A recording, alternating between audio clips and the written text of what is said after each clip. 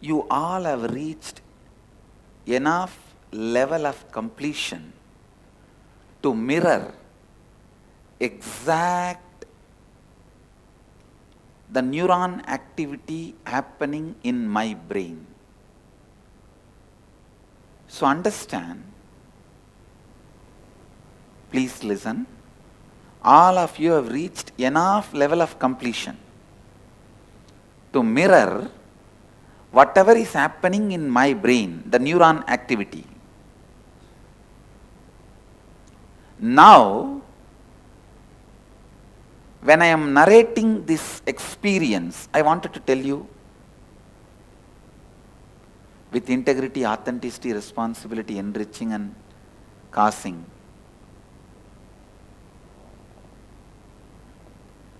I'll tell you the exact truth.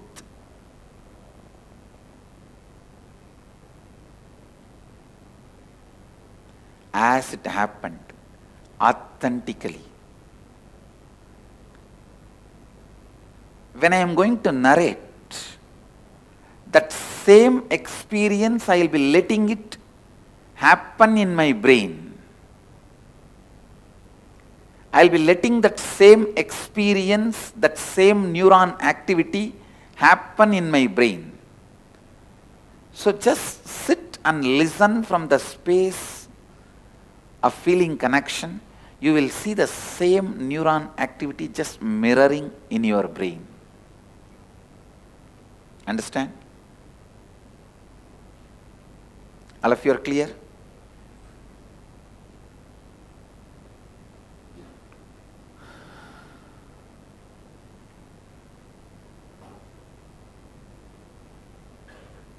Please listen.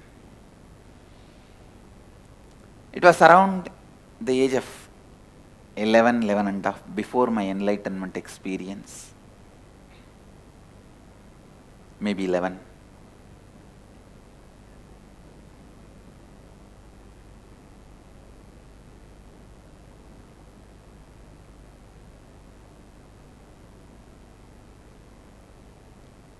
One day, as usual, I was going around the temple.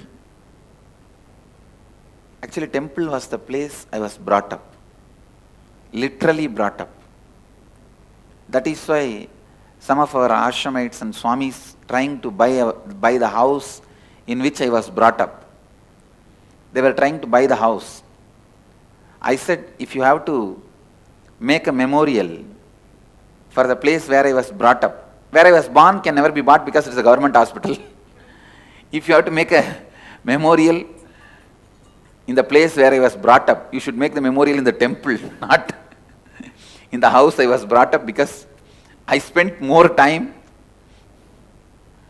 in the temple than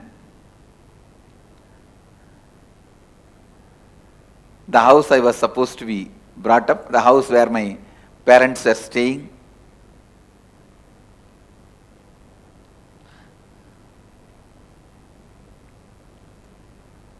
The moment I remember the temple, the joy experience,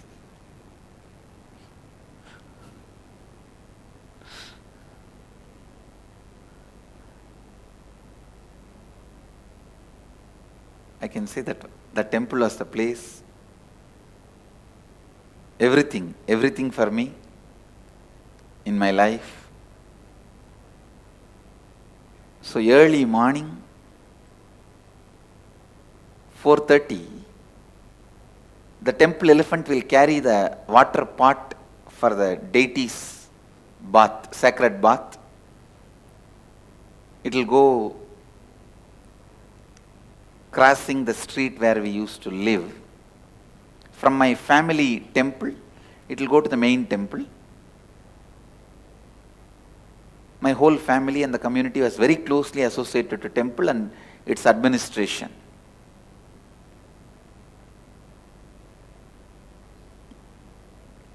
So from my family temple, that water pot will go every morning on the elephant. They will be beating the drums and all that. The moment I hear that sound, actually I would have woken up much earlier, But the moment I hear that sound, I'll be joining the team and going and opening the temple. And the night, when the deity is put to bed, only then I will come. And then after that, I have 2-3 other appointments. Going and seeing Ram Surat Kumar, spending little time with him in the cremation ground. He used to live in the cremation ground for quite a long time. Then he moved near the temple on small house. Wherever he is, I'll go and sit with him and spend time with him. And then late night, I'll come back to the house. So one day,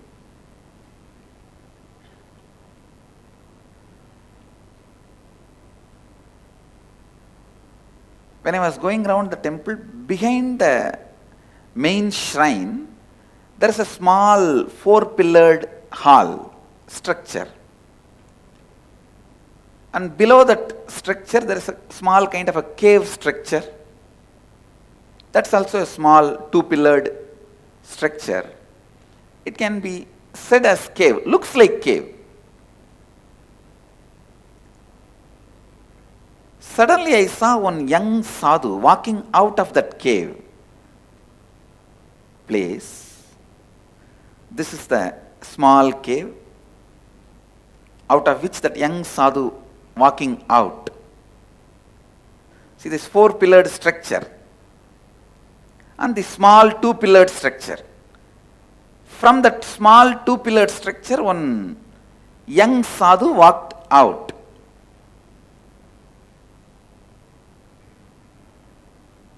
I used to think it was a cave because of the darkness inside. Young sadhu walked out. If I have to describe his beauty and grace, young, well built, long hair with the sacred ash on the face and kumkum and rudraksha, only one dhoti in the hip and only one towel on the shoulder, bare chest, whole body was literally shining. Shining means really shining.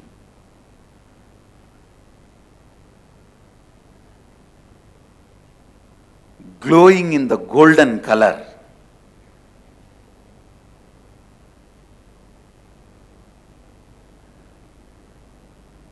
Maybe I can equate this photograph. I can't say exactly like this photograph because in this photograph they painted him more bluish. When I saw him, it was not bluish. It was more a golden color.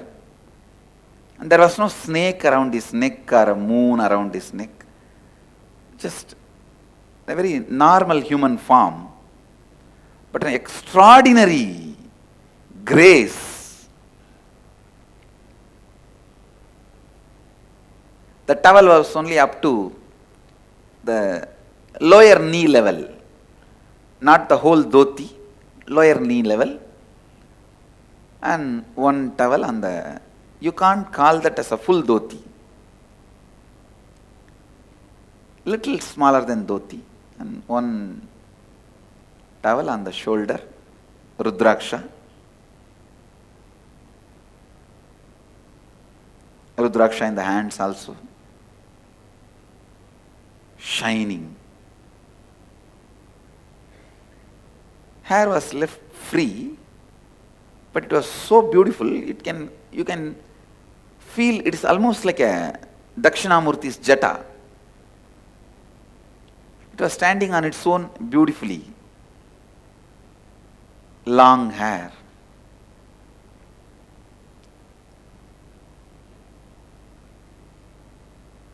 And the main thing I have to tell, wide smile. The moment I saw him, I went and touched his feet. Any sadhu I see, I'll go and touch the feet, and now such a graceful sadhu. I ran and touched his feet. He smiled at me and very loving way just put his hand on my head.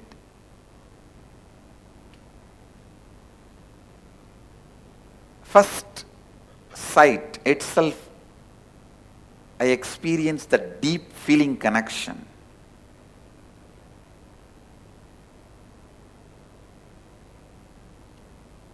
Such a strong, deep feeling connection.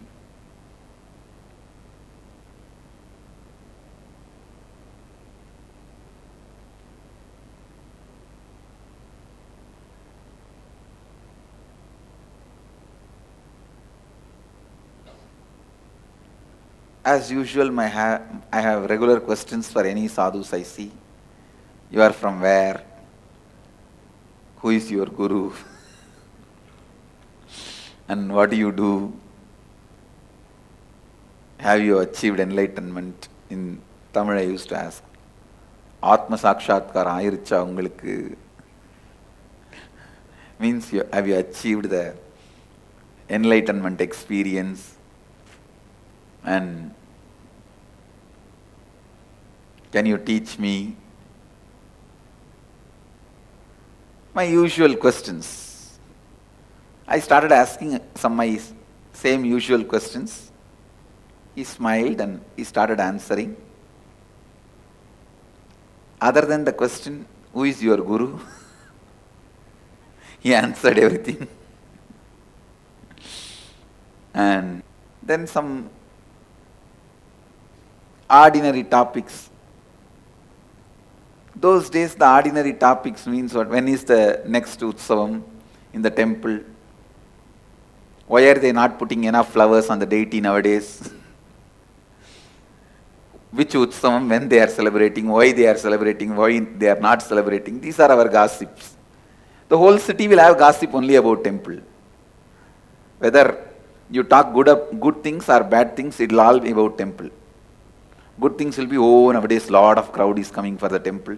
Bad thing will be, why they are not maintaining the temple properly. That's all will be the maximum rumor, gossip we know. And all these small talks I was having. He was also sitting and having all these small talks with me. And who is who in the town? Who is doing what? Tell her to wake up. Please sit straight. Don't miss initiation. Such an amazing moment. Don't miss. Please sit straight.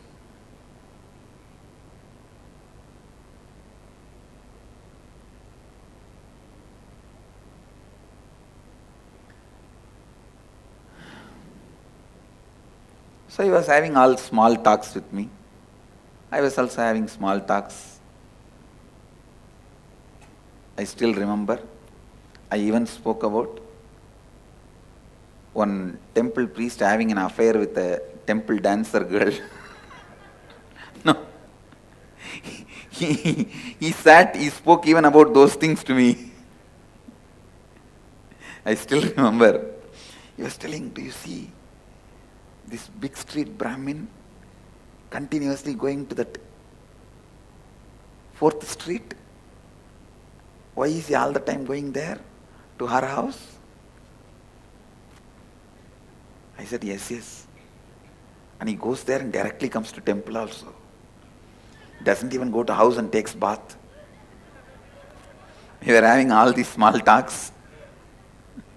I still remember in Tamil he was telling, Patya, அந்த பெரிய தெரு குருக்கள் ஒத்த வாரத்திற்கு வாரம் போயிட்டு வரார் பத்தியா. So all these small talks were also we were having. I don't know how, the day one itself we became so intimate, so close. It's not that he spoke only about Vedanta, enlightenment, the techniques to achieve enlightenment and science of enlightenment, Advaita. He even spoke who is going with whom, who is doing what.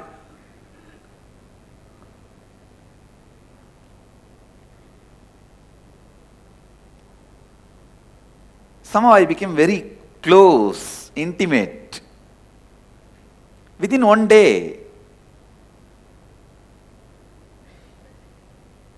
if I have to give the essence of my first meeting with him, I won't call Advaita, I won't call enlightenment, I won't call spirituality, I won't call I met a guru and all that. I'll only say, essence of that first day meeting is friendliness. He radiated.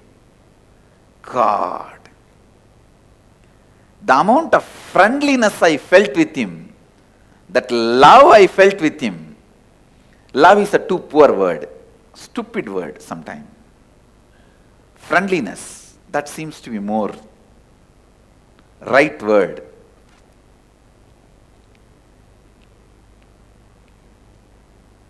Friendliness to the extreme, to the extent, even when I am sitting next to him, I feel like I'll put one of my finger on him, on his body, on his leg, or on his hand.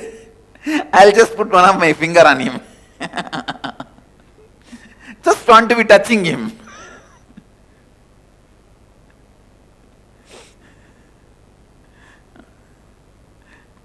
Or I'll just hold his little finger.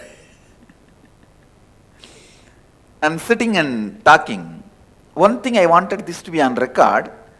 I don't want to say only I saw him, because when I was sitting and talking, the watchmen who walk in that area, or one or two people who come there to fetch water from the temple tank, they all did not look at me very weird. See, if I was sitting and talking alone, they would have looked at me very weird. They did not look at me very weird. The way they looked at me, I am sure he was seen even by them, not just by me. This sadhu whom I am talking about, he was not just seen by me, even they have seen him. I don't know how they saw him, but they were not looking at me weird. See, if you are sitting alone and talking, people who walk around, they will naturally look at you weird. You will know by how they see you, they are looking at you weirdly or just casually. I don't remember any of them talking to him or he talking to them back. But I remember very clearly few people were walking. Many times when I was sitting and talking with him, few people will walk here and there. They won't look at me like I am sitting alone and talking. They will just see as if two people are sitting and talking, and they will walk. They will go. And I have also not seen anybody coming near me or near him out of curiosity and trying to touch his feet and all that. Usually when the people see the sadhus, they will try to come and touch the feet. That I have not seen. But I remember people not looking at me weirdly. The exact spot where he was sitting and I was sitting with him and speaking, you can see. That's the exact spot where he used to sit. I used to sit and speak. He will sit on the step where I am sitting now, and I will sit one step below. Sometimes he will sit the upper step, one step above. I will sit where I am sitting now. But in these few steps only we will usually sit.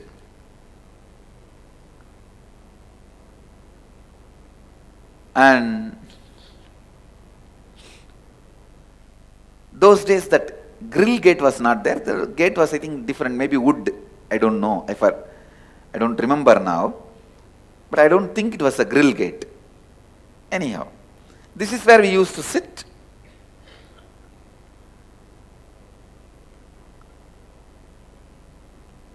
So the day one, the essence from my memory I can collect, the essence of day one's meeting was extraordinary friendliness. It was not all about Advaita, all about spirituality, all about enlightenment. Even though my questions were all about enlightenment, he was not speaking only about enlightenment.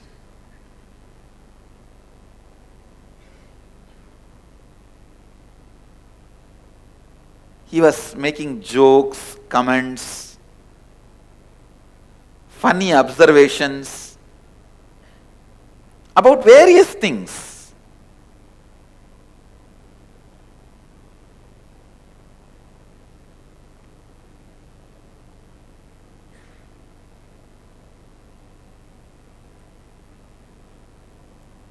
I'm not able to remember that every statement by statement, sentence by sentence, but one thing I can recollect is that extraordinary friendliness he radiated and the space he gave me.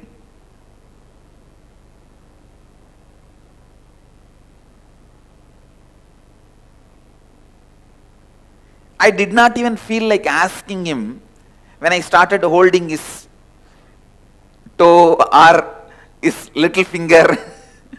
I slowly put my hand on his toe and see how he responds.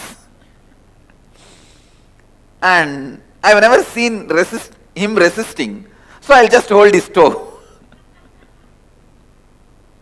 I used to think the more you are touching his body, more energy will pass. Like electricity connection. That's a belief I had, and he was so friendly.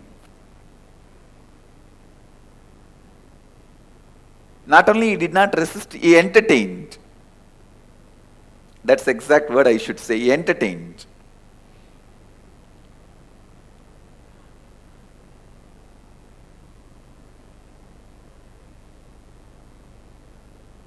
So first day I went up to holding the toes. I did not want to irritate him also. And sitting holding his toes. I think I was sitting his right side. So I was holding his left toe. He was sitting folded legs. I was holding his left toe.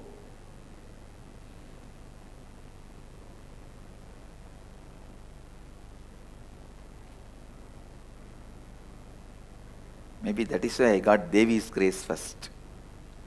Left side is Devi's.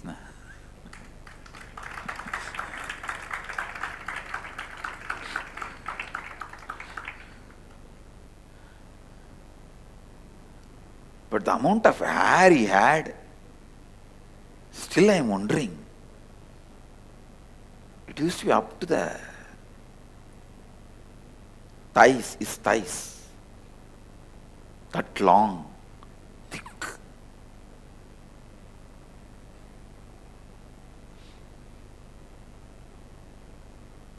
Whenever I see long hair, I will remember him only.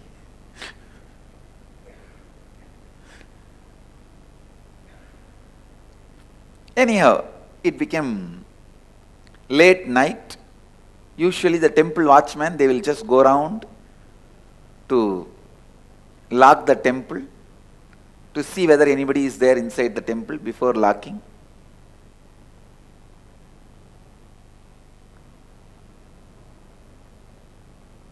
Those days, I was very close to the watchmen, so they will say, sometime, if I am sitting, hey, if you want to sleep here itself, sleep, but don't come in between the night and ask us to open the door to go out. If you want to leave, leave now, or you sleep here with us itself. But don't ask us in the middle of the night, you want to go to the house, open the door. What do you want to do? They'll give me the option.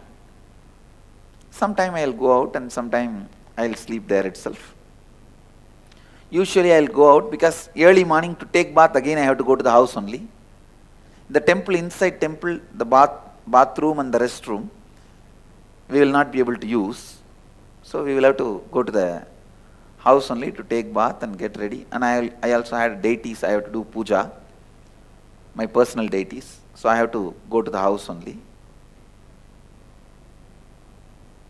So it became late night. And I remember the watchman telling in Tamil, Samingla, Enchiponga, time achi, koil putno. So with this word, I can be sure that he was seen even by the watchman, because the watchman addressed in plural. He said, "O Swamis, go out we will have to lock the temple. Go to your home, we have to lock the temple. So he did not address as a Swami, he addressed as Swamis. Oh Swamingla, means he was also seeing him. That is why he addressed as both Swamis. Go out. We will have to lock the temple. Then I looked at him and told him, where are you staying? He said, I am staying in the temple only. But actually, some of the sadhus were staying in the temple at that time. They were all having their own small caves. I thought, he is also staying here in one cave. I said, okay, then I am going to the... He said, all right, go to the house and take bath and sleep and do your puja and come back tomorrow. I told him, if I come back tomorrow, can I see you? He said, yes, anytime come here and call my name, I will come out. I am here only. And he showed the cave. I was thinking that as a cave at that time. So I went to the house. I tell you, just visualize when you fall in love first time and you are waiting to meet the person again next day morning, how the clock will not move. That is exactly I was feeling. I was sitting, every 10 minutes I will see the clock. I had one small alarm clock for me to get up and go to the temple. That clock will make such a noise. Everyone in the house will curse that clock and me early morning, every day.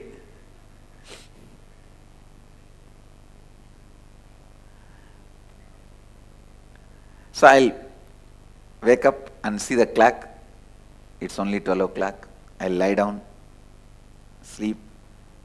Again, when I wake up and see the clock, it's only 12:10.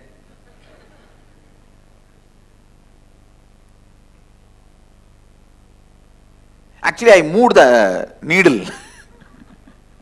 I wanted to make it as 4 o'clock. Because 4 o'clock they'll open the temple door. Then I thought, if I move only my clock, how can I make them open the temple? I waited. Around 2:30, 3 o'clock, I could not handle anymore. I ran and took bath, did all my puja. 4 o'clock, I came and stood in the street for the elephant to come to the temple. An elephant came as usual. It came around 4-5. But that 5 minutes I cannot tolerate. I can't handle. What happened to the elephant fellows? Nowadays they are not following the tradition properly. I cursed his father, his grandfather, his great-grandfather, his whole Vamsa. These fellows don't do anything properly nowadays. Finally, that elephant and all the team came. Only that day I was feeling this elephant is walking very slow.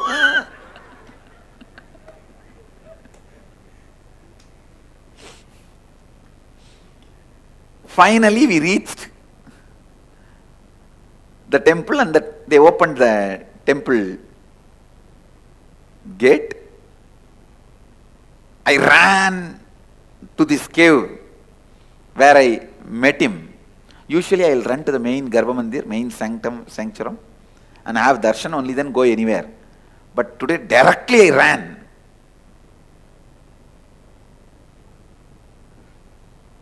I called him Swami, Swami. Immediately he came out again.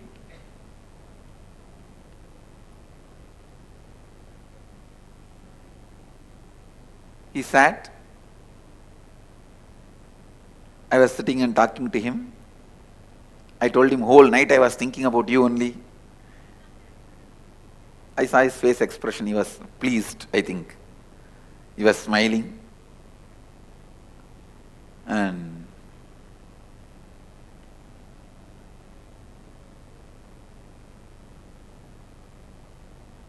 I saw him, that time itself he was dressed as usual, means one dhoti, saffron color, not the color exactly I am wearing, little light color, which we used to have earlier, that light color, and one towel on the shoulder. He was already ready with all his vibhudi and kumkum and rudraksha. I asked him, you finished your puja? That's the usual question. He smiled and he did not answer.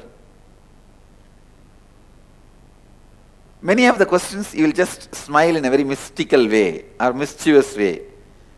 You can say both blunder of mystical and mischievous.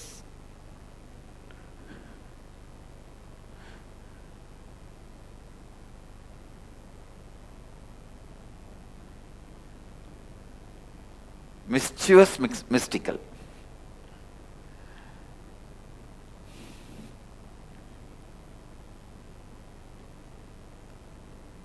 So again, second day also I sat with him and we were speaking so many things.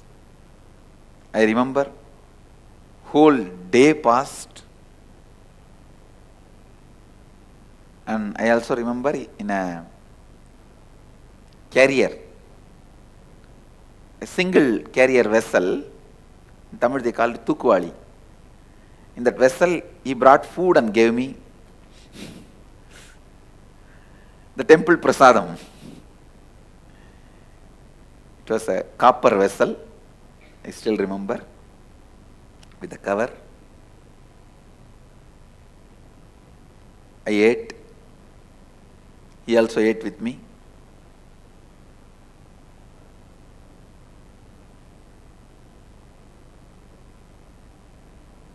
He was clean shaven. Only hair in the head, long hair, but no moustache or beard. Clean shaven.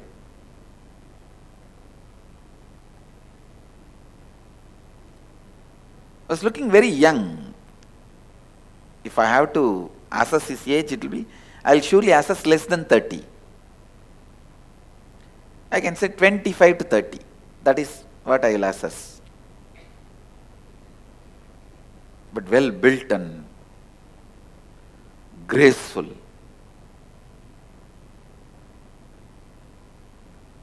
A tall figure.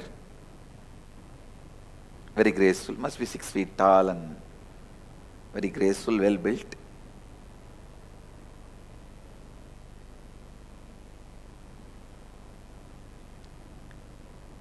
Again we were sitting and talking.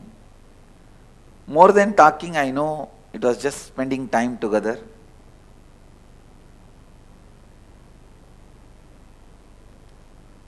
Today I got little courage, so I started holding his little finger. Only when he is talking, when he raises the hand to do some gesture, I'll shift my hand to his leg, his toe. Otherwise I'll be holding the hand.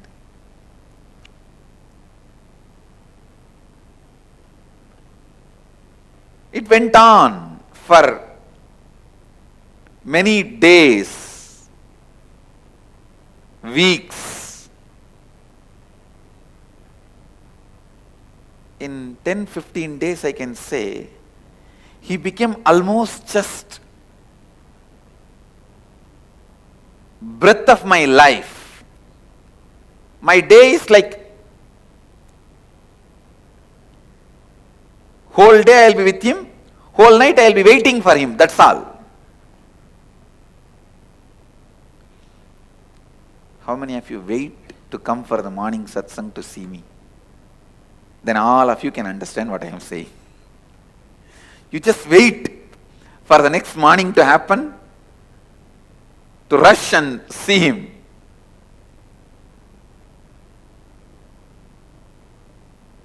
I know, I wake up only to see him. When I wake up, he is there in my eyes. When I open my eyes, I want to see his form. When I close my eyes, his photo is there inside.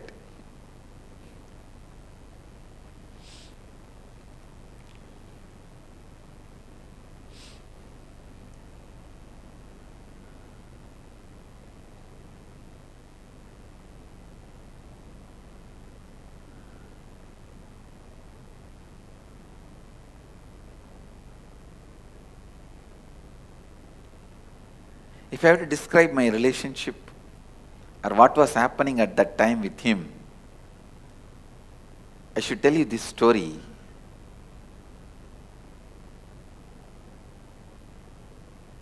There is a beautiful example in Upanishad. Upanishad is the source book of Hinduism, just like Bible for Christianity, Quran for Islam. Vedas are the source book of Vedic Hindu tradition. And Upanishads are the main chapters of the Vedas based on which our life is running. Upanishads are more like instructions and truths about life. So in one Upanishad there is a beautiful story. In a tree, huge tree, there was a small bird which used to jump from branch to branch. Sometime it will eat sweet fruit in the tree and jump. Some other branches will have a bitter fruit. When it eats the bitter fruit, understand it's a very beautiful simile or a example with an amazing truth.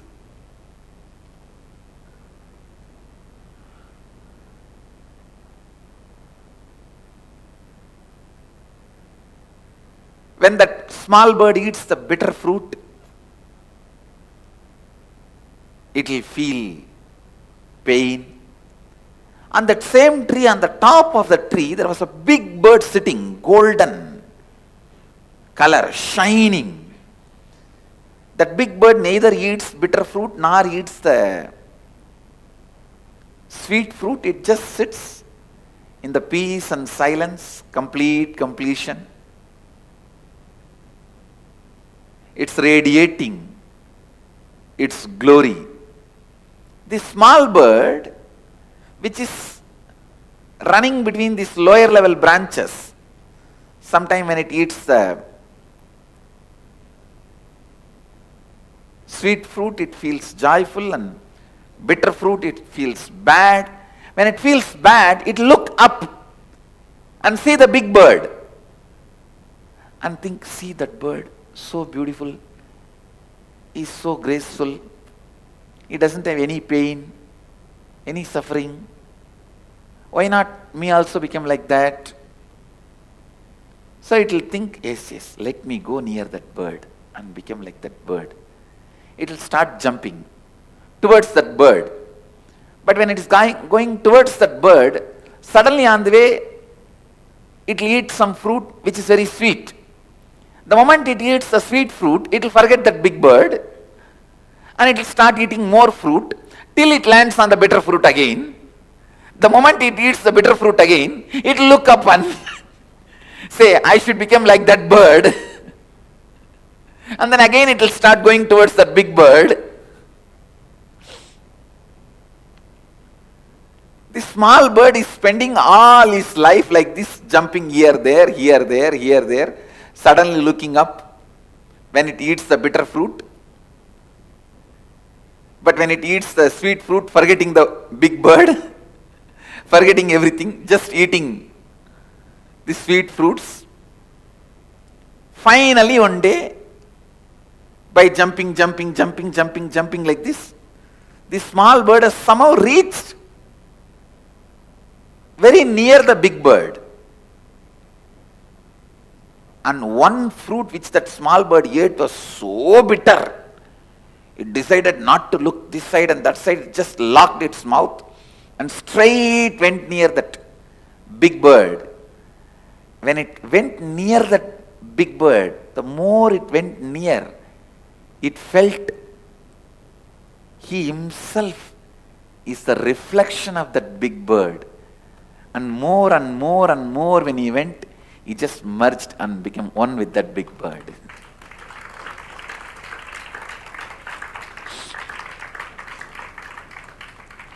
I don't even need to explain the concept behind the story, I think now. I've explained the example so clearly. The concept I don't even need to explain, all of you understood, I think. But I'll try to give few more words for you to understand the concept. Big bird is the cosmic enlightened being. Paramatma, small bird is you, the individual soul. The bitter fruit is the incompletions and pains and sufferings. Sweet fruit is the once in a while small joys, completions you experience. When you experience little sweet things in the life, kind of a fulfillment, you forget about Paramatma. But when you get into the bitter fruit, you immediately remember and look up. And here, there, jumping. Somehow, when you really eat a bitterest fruit, and you decide after that you will never open the mouth again, means you will never allow any more incompletions, and straight look up and move near him, you will understand first you will understand you are his extension. Next you will understand you are just his shadow. Third you will understand you are just his presence. Fourth you will understand you are he. Exactly. This is the exact relationship I had with him. I can say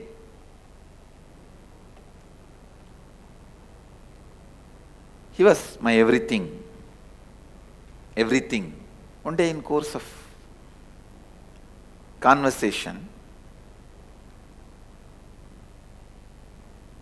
I was telling him the story, some incident about one of the great saintly enlightened disciple of Ramana Maharshi. That disciple used to write the teachings of Ramana Maharshi, and every day he will bring it and show it again to Ramana Maharshi. And if there is some mistake, spelling mistake or grammar mistake, Bhagavan will edit in his own hand, with his own handwriting.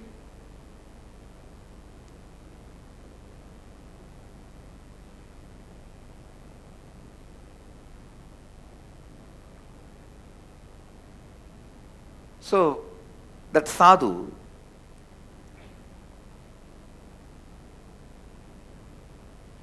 by the time actually I know his name, I asked his name, he said, Arunagiri Yogeshwara. I know his name by then.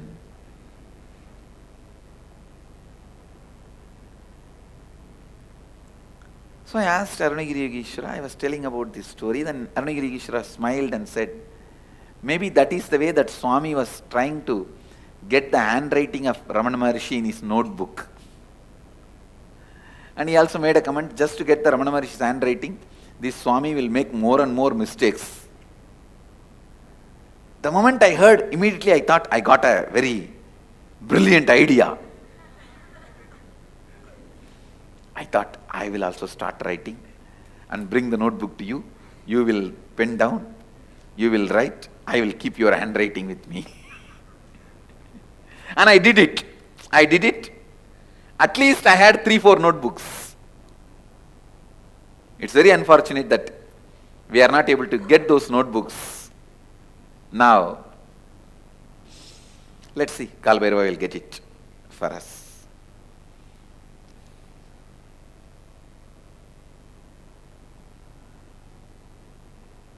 Two, three notebooks and 1 or 2 diaries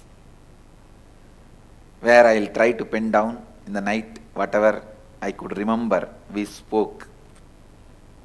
and then purposely make mistakes in writing and bring it to him next day. He will also read and smile, and purposely, he knows I have done mistake purposely, and he will write few lines, few words on it, and he will do editing, means like a crossing or adding. And I very clearly remember, he has signed even once, Arunagiri Yogi Ishwara.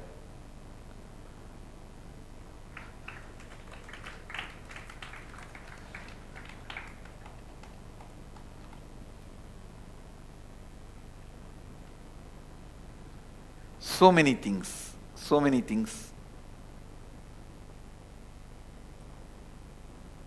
We used to speak. Once I remember he told me that don't go around and tell everyone that you are every day meeting me and talking to me.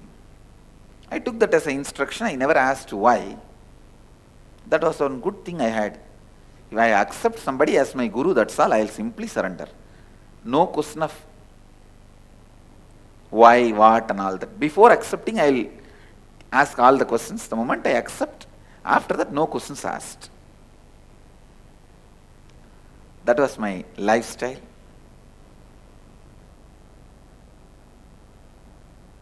Everything was going well.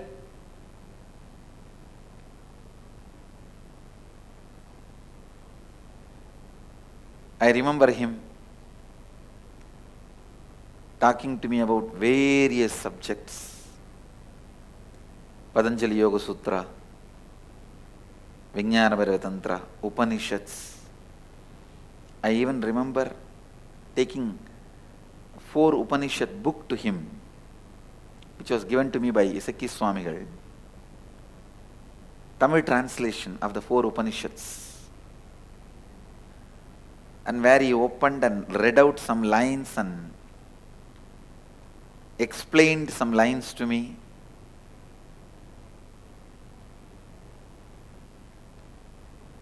And I had the fortune of directly singing the Devarams of Jnana Sambandar to me. I have heard some of the great songs, Devarams, from his own mouth. I even asked him once, how do you know all this?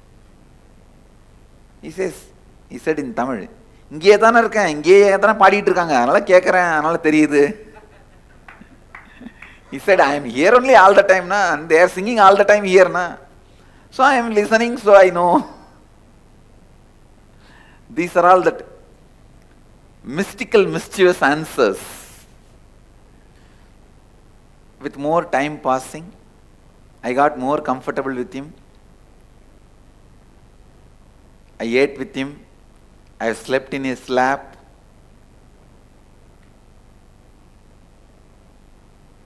Sometime he will sit, I will lean on him and stretch my leg.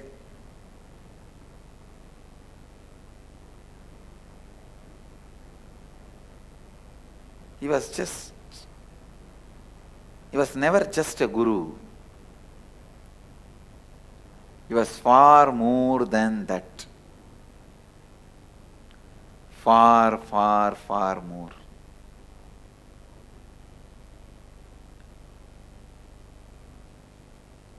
He was much more than any fantasy you guys can have about Guru. He was just too much beyond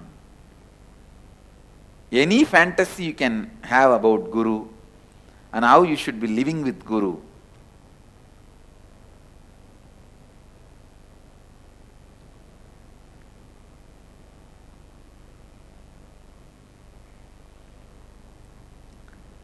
Whatever fantasy you guys may be having, how you should be living with Guru, I have lived 1,000 times more and beyond with him.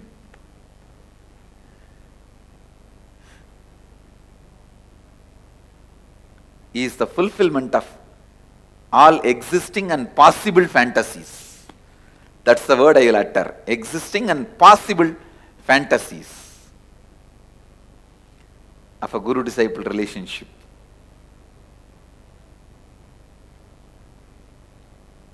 I have seen him materializing. I have seen him flying.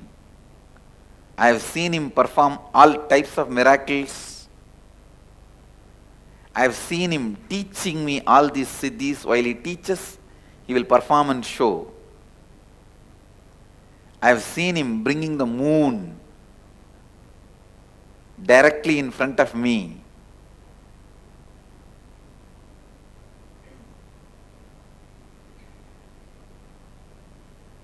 Understand, I am neither lying nor I am a brain deranged person. I am neither lying nor my brain is deranged.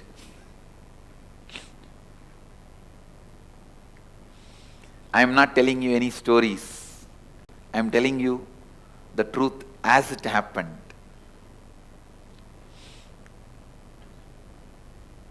I have heard about so many scriptures from him.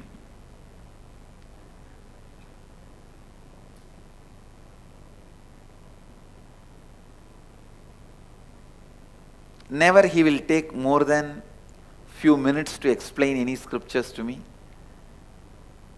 Immediately he will show through some miracle or just like experience he will transmit. Any samyama he has to teach, he will just teach through experience.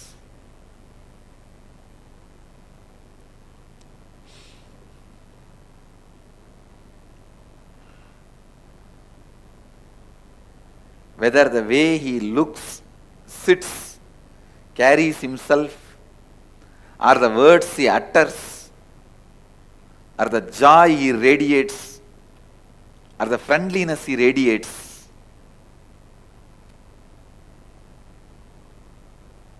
or the way he taught, everything is beyond fulfilling any possible fantasies.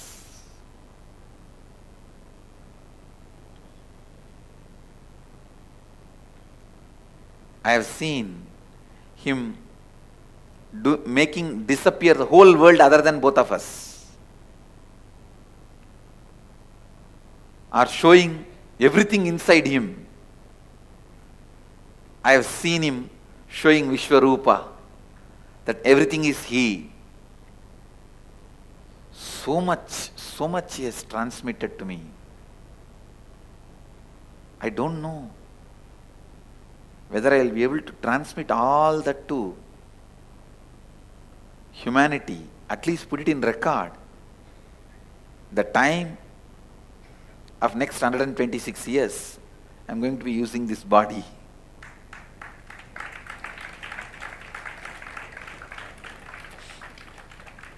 So much he has transmitted.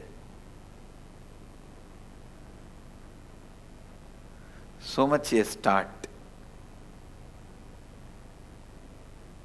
All was going well. Almost he became my life breath. And I will even carry food from the house and he will eat. One great thing with my mother, she is such a sweet person, never, ever, she will say no to people, food. Any sadhu comes, any beggar comes, my mother's father is such a person, still outside his house they have two small tanks made out of stone, where they will pour water for the dogs, cows, which walk in the street for them to drink. Still they have the tradition. Even if the food is remaining, they will make it, mix it with the water and keep it for the cow. Means not the own, their cows are pet dogs. For the stray dogs, for the stray cows, which goes around in the street.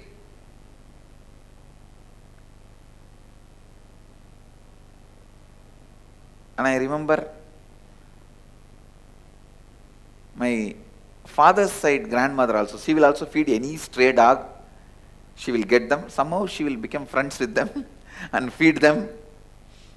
If they have some skin disease, she will take them to the hospital. Whether it is a sadhus or pets or beggars, my house was always open. My mother was a typical village lady waiting to feed people. So whenever I ask, I wanted to take food for some sadhus, she will immediately pack and give. She will never have a second word. She will never grumble, grudge, nothing. She will immediately pack and give. She will only ask, Swami, what do you want? You want idli or you want rice? Idli means breakfast, rice means lunch and dinner, both. That's all. That is the only two menu.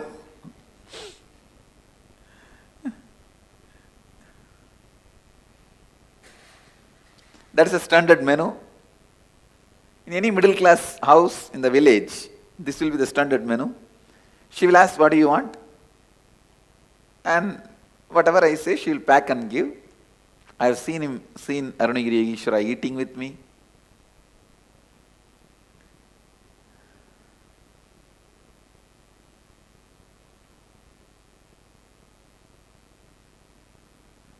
One day I told him, please you come to the house, my house. And he laughed and said, you come to the place where I am staying. House where I am staying. The moment he said, I know, wow, it's such an opportunity. I said, come on, take me. You only never took me.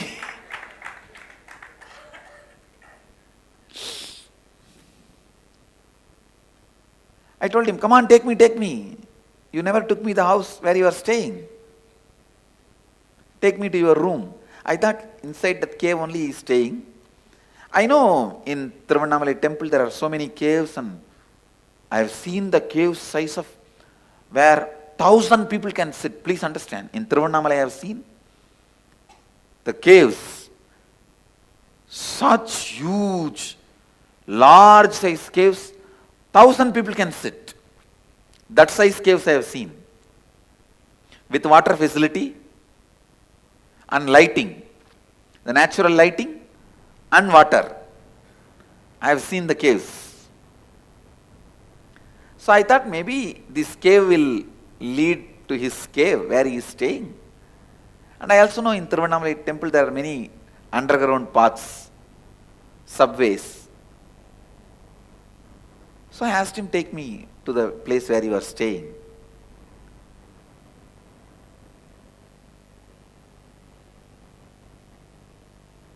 He said, come on, let's go. He entered into that cave by bending, and I remember he just held my hand and pressed. Please understand, now I wanted to put this on record. First time when he pressed the hand, I lost body consciousness. All these days I was with him, I never lost body consciousness. First time I lost body consciousness. So, from this moment, whatever I am describing, I do not know whether physically I was part of that scene or I was taken out of my body and this experience happened. I am not able to be clear. Because the moment he pressed my hand to pull me inside the cave along with him, I lost the body consciousness.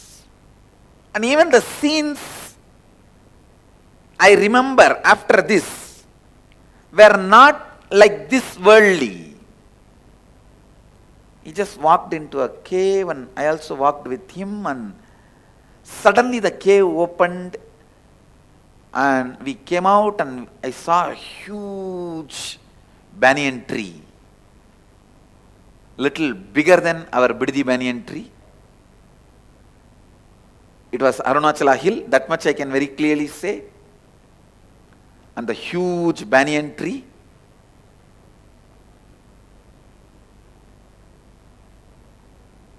And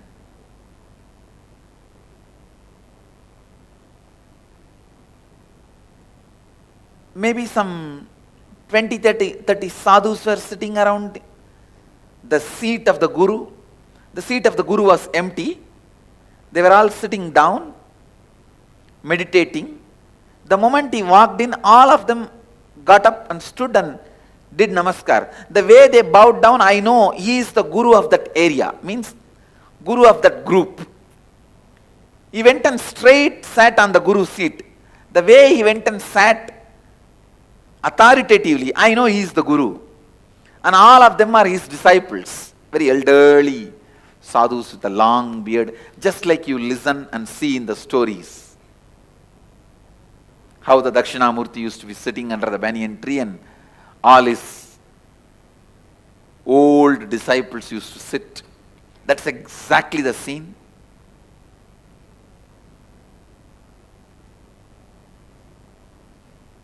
The scene happened in Kailasa, happening in Biddi.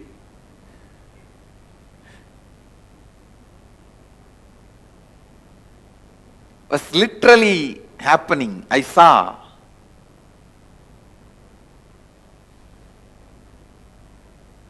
The way he went and sat.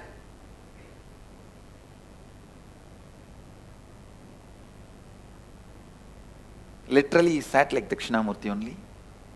He just went and put his leg little this way, that's all. That's the way he sat. Where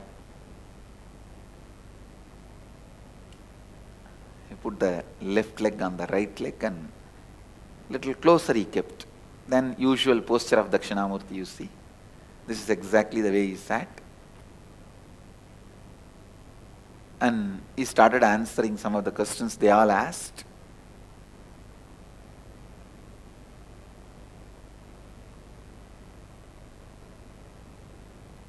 They were addressing him with so much of reverence. And they all fell flat when he sat in his seat and did namaskar and sat up.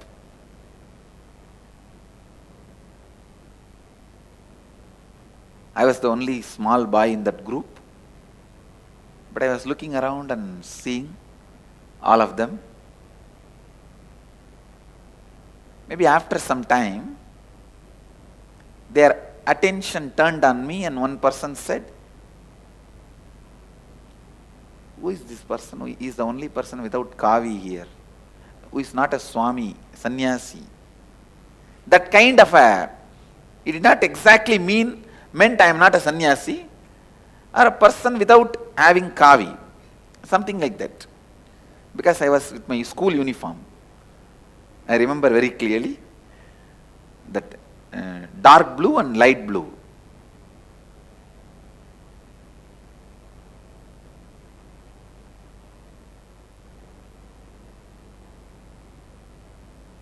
Must be, because 11 means by the time I've already started going to the high school, 6th grade. So, dark blue and light blue.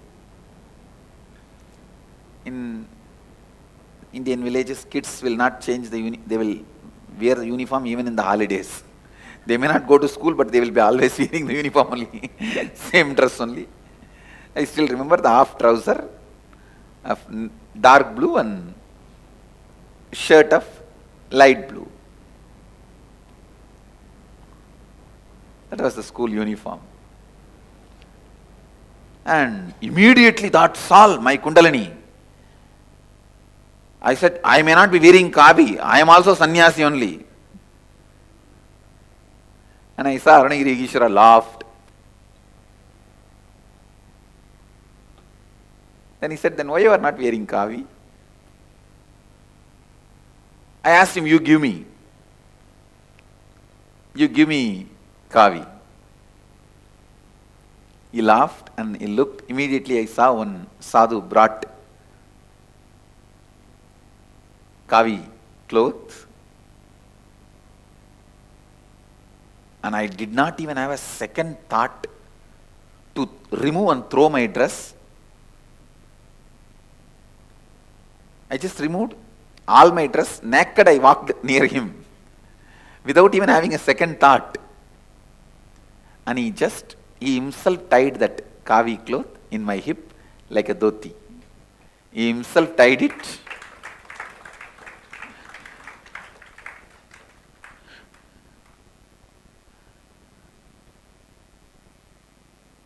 I still remember, just tied the cloth and hugged me. Gave energization, put his hand on my head.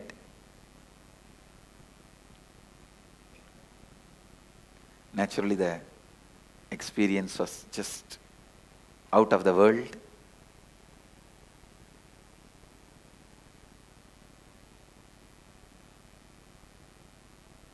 I came and sat in the group.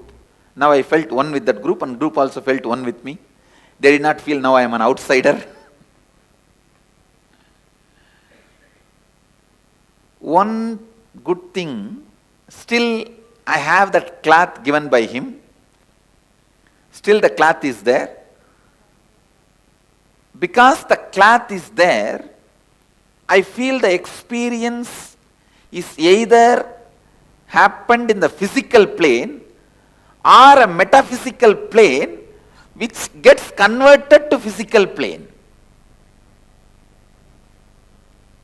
See, there are some metaphysical experience which disappears when the conversion into physical plane happens. But there are some solid metaphysical experiences.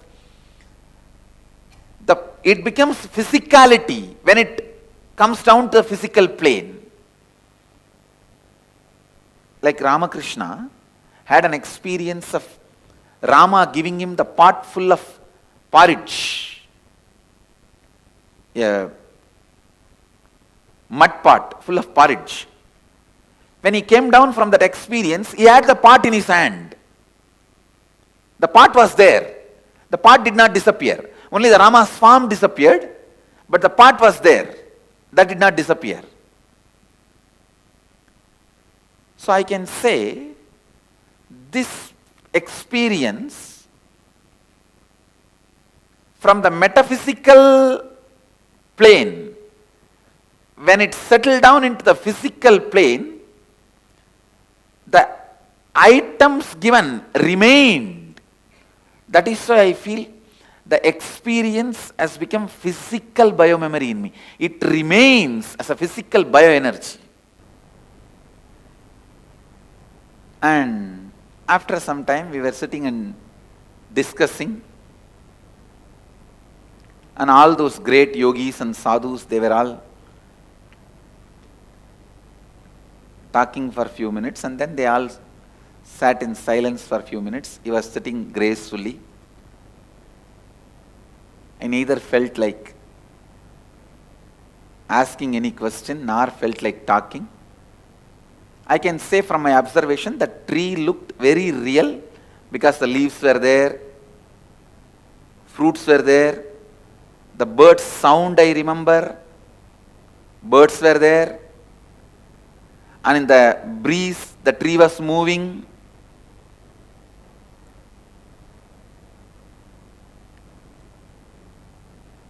So once it became little dark, late evening, he said, "Come on, let's go back to the temple." I said, "Okay." Again, he brought me back. While we entered the cave, again he was holding my hand. When we came out of the cave to the place exactly where we entered, there only he just left my hand. I saw when he left my hand only, I came to the physical awareness. So either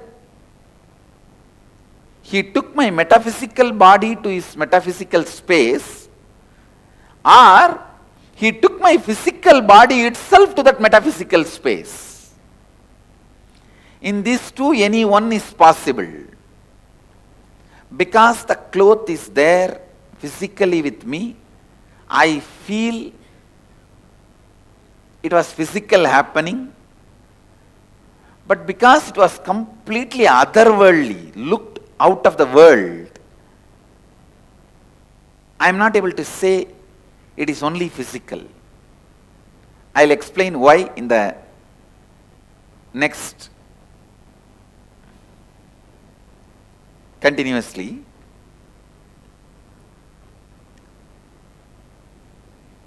that's all. Now my ecstasy is too much. The ecstasy is too much. That new kavi, oh God.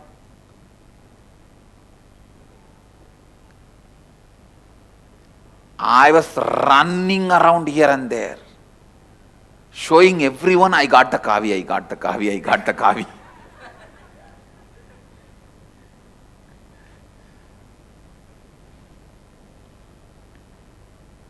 He left me in the temple saying that you can go now, and he went away inside his cave.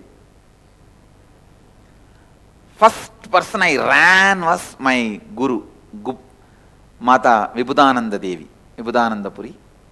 Her name was Kuppammal, local name. I ran to her and showed, see, I have kavi, I got kavi.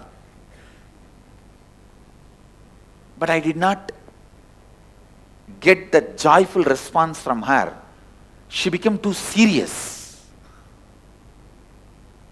I did not actually expect serious response from her. I thought she will be very happy. She became very serious and asked, who gave you this kavi? I said, why? She said, giving kavi means they gave you sannyas. Actually, she was waiting to give sannyas to me.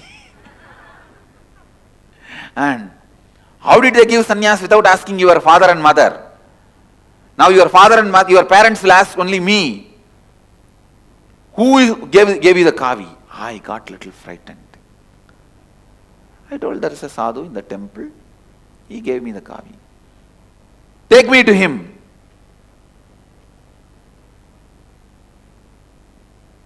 She started telling, no one will give you kavi. You have stolen from some shop. Tell me that.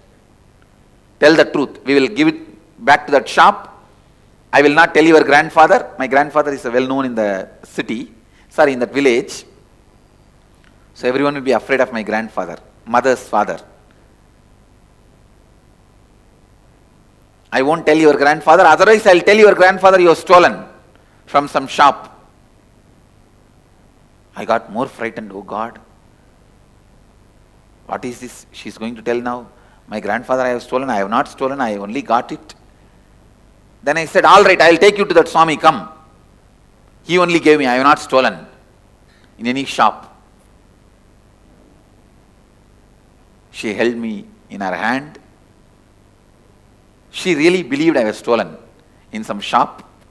The kids, when they go here and there in the shop, they will steal little candy, they will steal little sugar. She thought I have stolen. I told her that no, I have not stolen. I never steal, don't you know? She has high regard for me, but I don't know why. She was also confused. She wants to verify directly. When I took her directly to that cave, and I started calling Swami, Swami, Swami,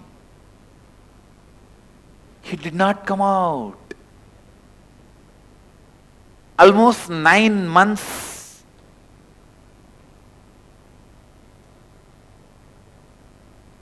I know him. He is around me. Never he missed coming out. He did not come out. That's all. I was shocked. One side I have to prove to her I have not stolen. Other side she is now making a big ruckus that I have been given sannyas without the parents' permission.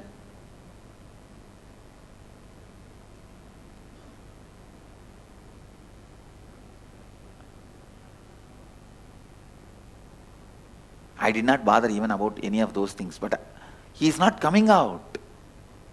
That was too much. Then she just held my ears and started turning it. Tell the truth, where you have stolen, which shop you have stolen. That's why they will treat in the Indian villages, the kids will be treated. She's my guru, that is why I left it. I allowed her.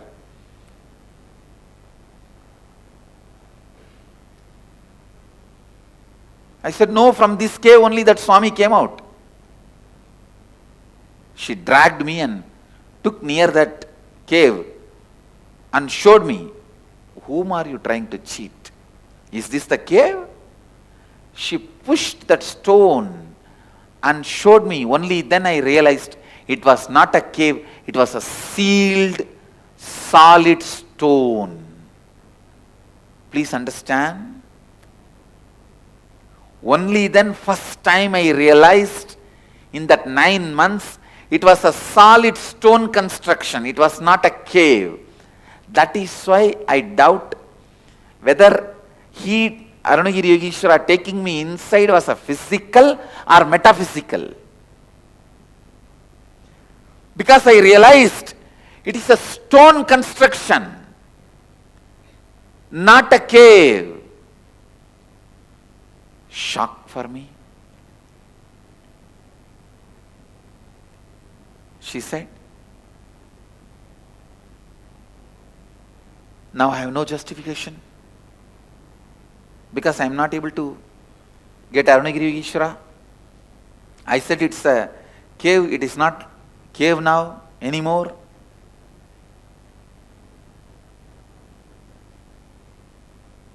I just stood. She was just turning my ears. I told her, stop, stop. And I pulled her right hand. I still remember.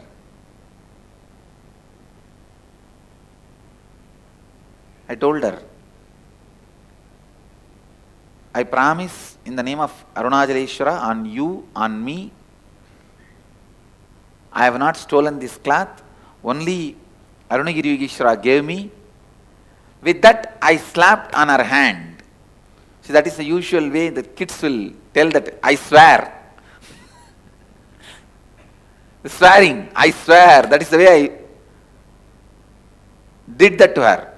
In Tamil I said, Annamalaiyar மேலையும் ஓம் மேலையும் என் மேலையும் சத்தியம் பண்ணி சொல்கிறேன், அவர் தான் இந்த துணி கொடுத்தாரு, நான்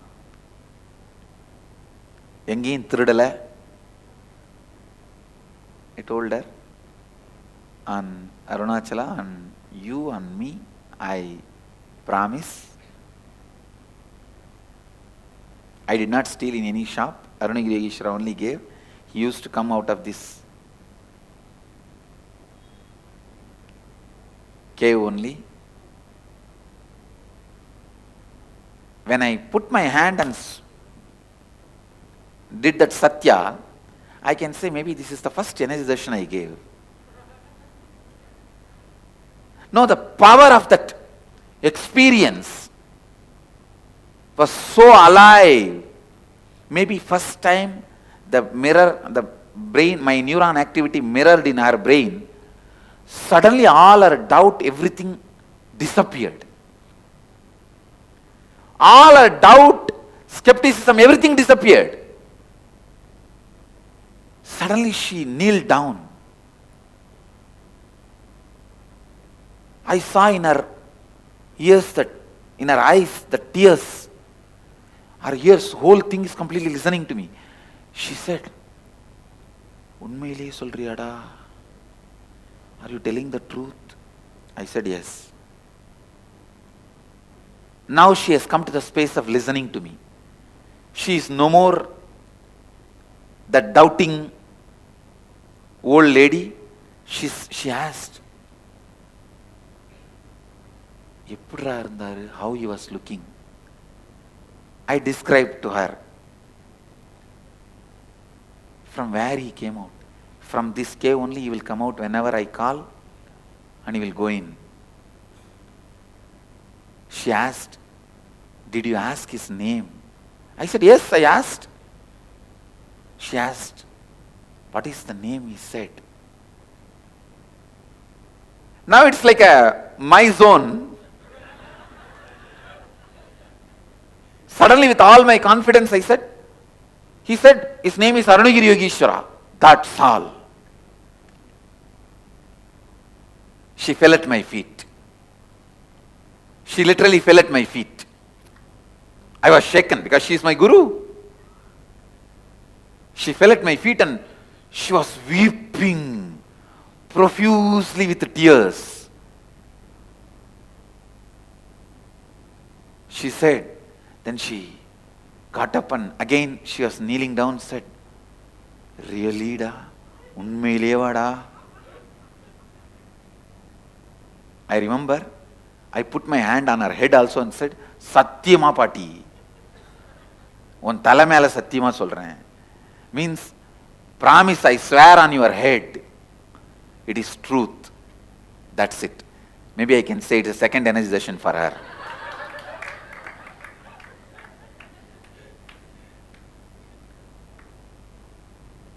She said, hey, we are all meditating for years and doing tapas just to see him once. You really saw him? He gave you the kavi? You spoke to him? Now she is a complete theist. She is completely able to receive the experience I was telling.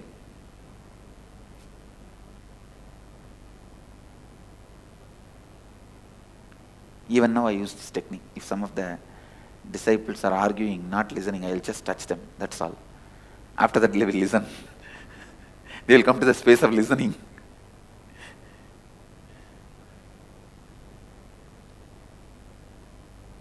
Their energy will change, will become positive.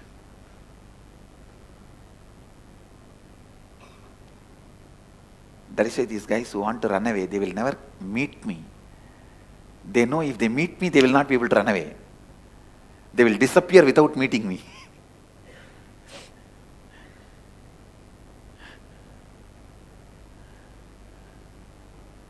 She cried, and she could not handle herself. She just left me and went away to the place where she is staying, to her house, which was actually like ashram. She gave that away to Tiruvannamalai temple. She first wanted to give it to me. When I said, no, what am I going to do? I am not going to be physically staying here in Tiruvannamalai. Then she gave it away to temple. Now temple owns that property.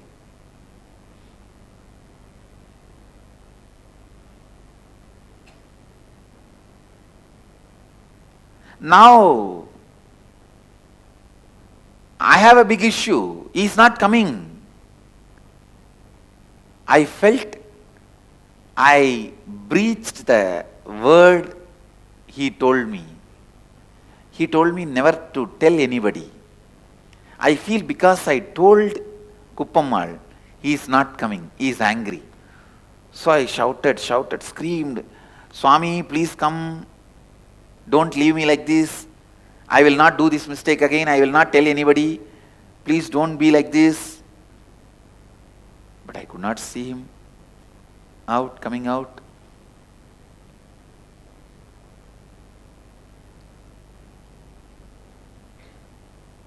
One side when I remembered, she told me, Kuppammal told me, he is directly Mahadeva, Shiva, living here in Arunachala.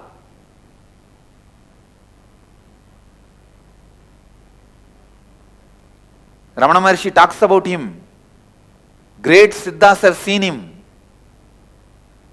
One side that was making my body just explode in joy, bliss.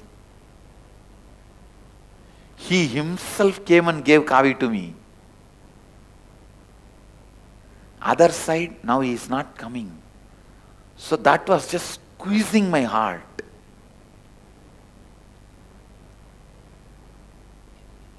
If I have to describe exactly what I was going through, in Bhagavatam there is a beautiful story.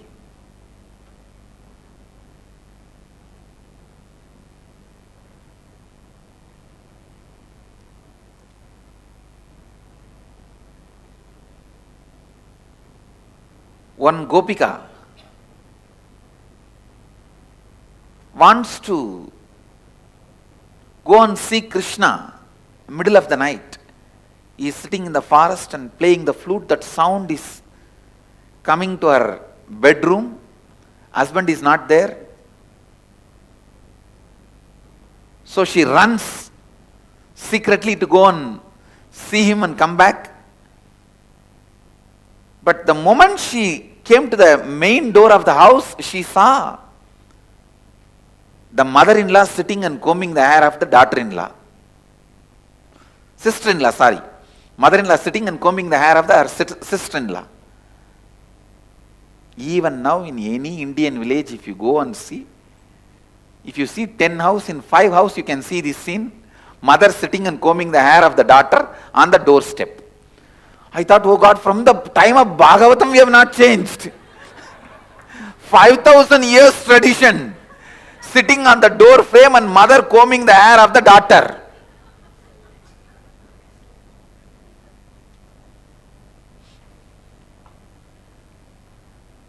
And removing that lice.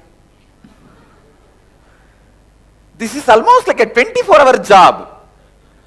If they don't have, in those days no other entertainment, na? Only this hair combing.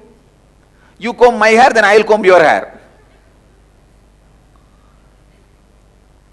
So beautifully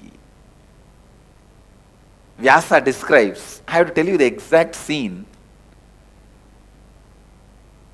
The Gopika runs. The main door frame, the mother-in-law is sitting and the sister-in-law is sitting and she is combing the hair. Seeing that scene, she just stands in this door frame itself. Her door frame itself, and holding the door frame with one hand.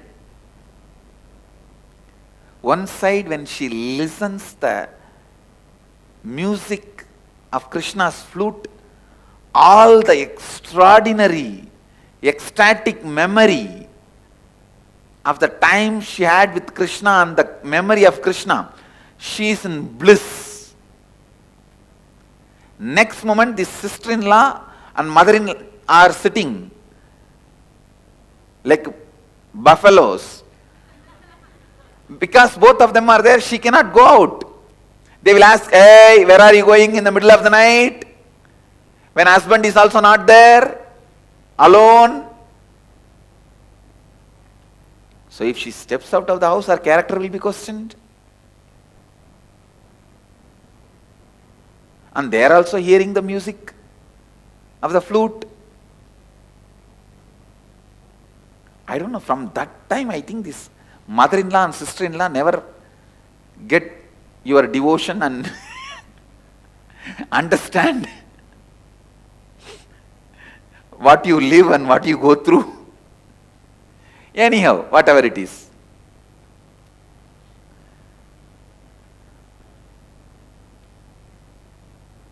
Because mother-in-law and sister-in-law are sitting, she is not able to go. Because she is not able to go, the pain of separation was other side. Vyasa describes, the pain was like intense burning. And that bliss of her memory of Krishna was intense joy. This both happening again and again. Because of that pain, she burnt away all her incompletions. Because of that joy, she exhausted all her good karmas. Because she exhausted both, she just became enlightened and fell on the ground, liberated herself. Got liberated. This is the exact story I have to describe what I was going through at that moment. One side, now I know Mahadeva himself came. I am holding that kavi. I am touching that cloth again and again. He himself came and gave the kavi.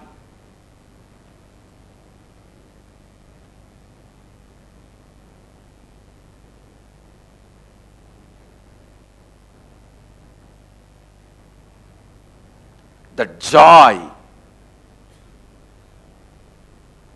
ecstasy, pride, bliss, all that.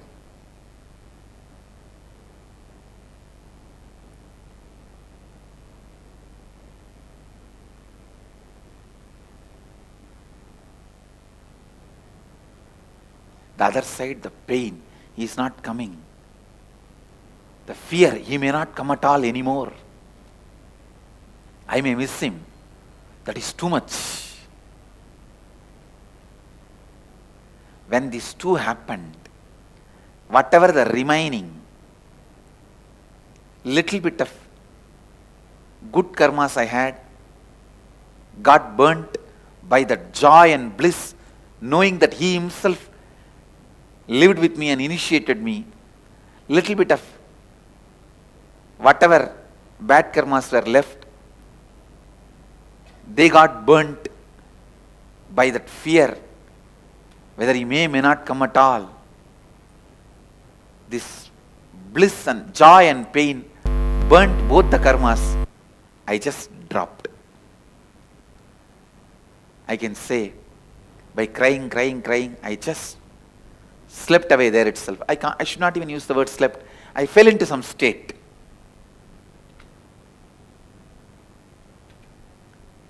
I got lost.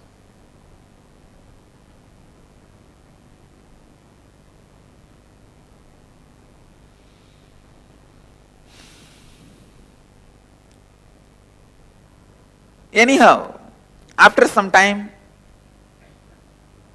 I think it was a late night, I was sleeping in the temple. I don't want to say sleeping, lying in the temple. The temple watchmen, they will come and wash the temple. Any festival day, they will come and wash the temple in the night.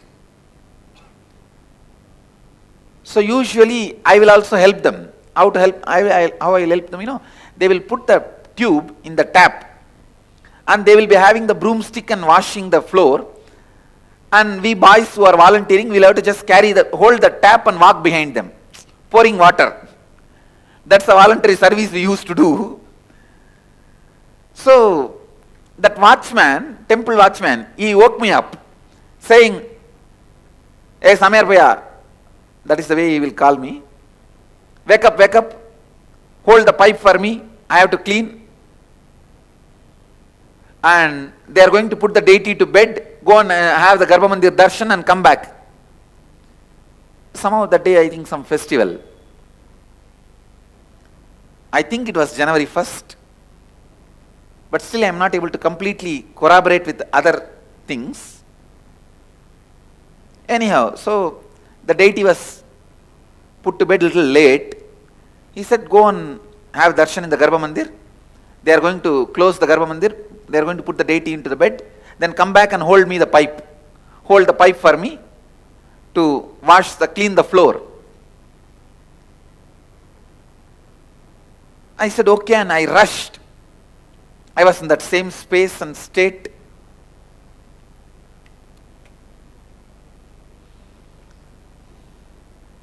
I ran to the Garbha Mandir. I saw no priest was there, but Garbha Mandir was open. Those days, very few priests were in the temple. Many times, Garbha Mandir will be open and no priest will be there. The moment I entered the Ardha Mandapa, the hall of the Garbha Mandir, to have darshan of the deity, the moment I looked up, I saw Arunagiri Ishvara sitting on the Shivalinga. He was just sitting on the Shivalinga. I could not control myself. I screamed, "Swami, are you here?"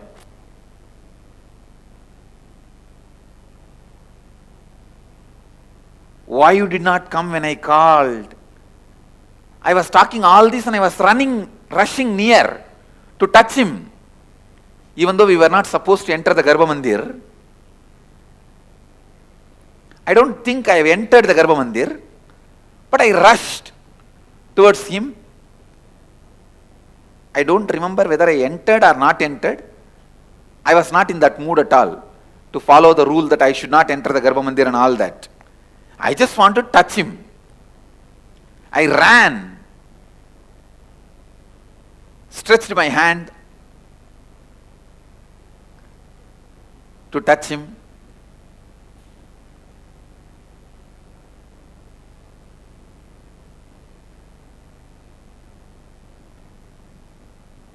He also stretched his hand. The moment my hand touched his hand, exactly that moment, I experienced, I saw clearly, he is me, I am him. It was just pure oneness.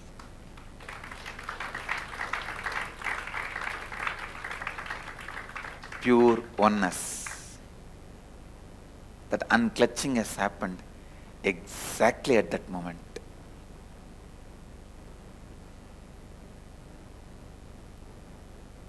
After that, neither I missed him, nor I saw him separately.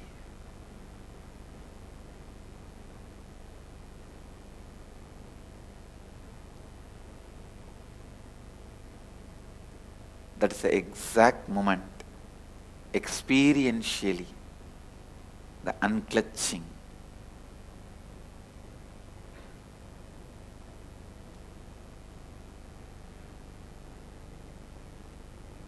The pure Advaita happened.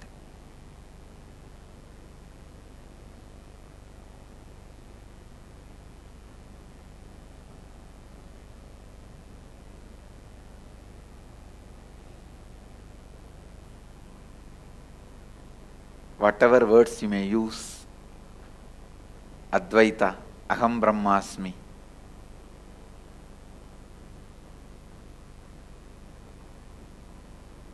Tattvamasi, Shivoham, the experience of that pure oneness happened as it is to stay once for all.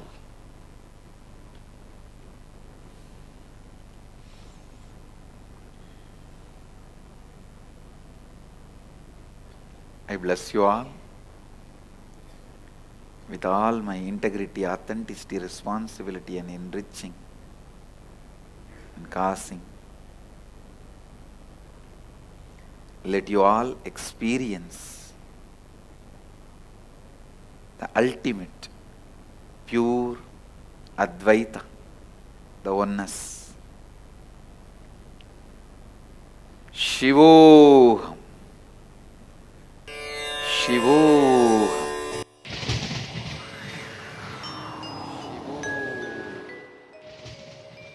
Ananda. Nityananda Dhyanapitham, Nityananda Nagar, off Mysore Road, Bidadi, Bengaluru. Phone 08027279999, www.nityananda.org, www